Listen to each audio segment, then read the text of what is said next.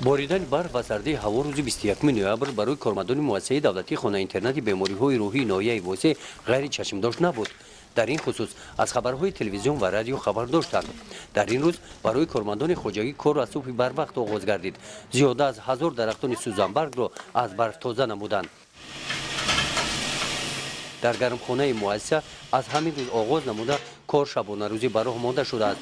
қувваи барқро сарфа намуда ба сифати сӯзишворӣ ангишт истифода бурда мешавад. хонаи интернат аз ду бинои хокбо мардона ва зонона иборат аст. ҳар ду бино гармхонаи худро дорад.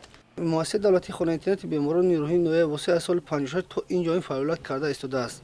бо дастгирии ҳукумати ҷумҳурии тобистон та гармхона сохта ба истифода дода шуданд ки барои гузарондани зимистон пурра омода мебошем.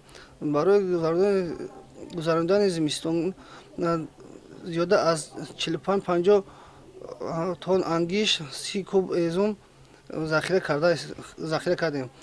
ҷои хоби бошандагон пурра омода мебошад. 220 нафар бошандагони хонаи интернат фасли сармо ана ҳамин тавр ҳуҷраҳояшон гарм нигоҳ дошта шуда бо барқи доимӣ таъмин ҳастанд. барои гузарондани мавсими сармо дар хонаи интернат сӯзишворӣ мерасад. ҳезм ва ангиш дар амборҳо захира карда шудааст. хай ҳезмомон ҳаста дар як рӯз мо ба ҳисоби боди ҳаво нигоҳ мекунем. агар гармтар боша хай 350 та бо рӯзое ки барф мешава вазнинтар 400 кило метием ки ами бошандои мо ханук нахӯранд.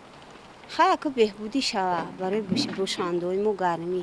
лекин ҳозир дар муассисаи мо гармӣ гузаронӣ нағз рафтесай.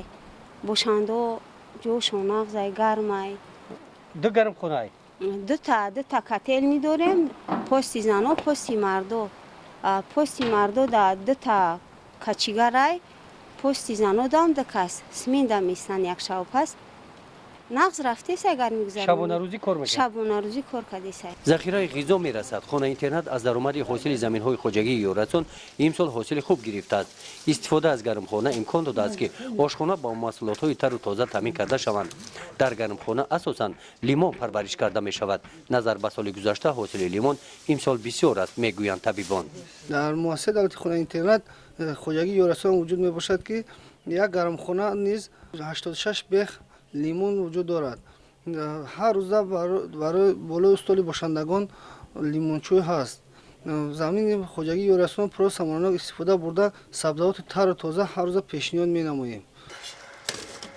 нақшаҳои истеҳсолии хоҷагии ёратсон бар ҷо иҷро карда шудааст.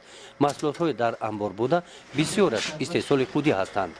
мон барои захира барои соли 2016 ва 2017 аз ҳисоби карточка 8 тоннаю 500 кило, пиёз 4 тоннаю 600 кило, сабзӣ аз ҳисоби хоҷагии ёрирасон 2 тонна зиёдтар, карамам 2 тонна зиёдтар аз ҳисоби хоҷагии ёрирасон. маҳсулотҳои ғизоно ки донагӣ бошад 4 тонна 160 кило аз ҳисоби хоҷагии ёрирасон бошад. қариб ки имсол мо 1 тонна тамат истеҳсол карда гирифтем ки мо мисол ора намехарем, аммо ҳисоби хирмон мешавад. аз ҳисоби хоҷагии ёрирасон 2 тонна меваи хушк, 860 литр шарбати мева, 300 литр шарбати зардолугӣ ва 40 кило мураббои аз меваи биҳигӣ тайёр кардагием. муассисаи давлатии хонаи интернати бемориҳои рӯҳии ноҳияи восеъ рӯзи аввали мавсими сарморо паси сар кард. бо тайёрии ҳамаҷониба ҳамин тавр давраи зимистонро ҳам мегузаронад.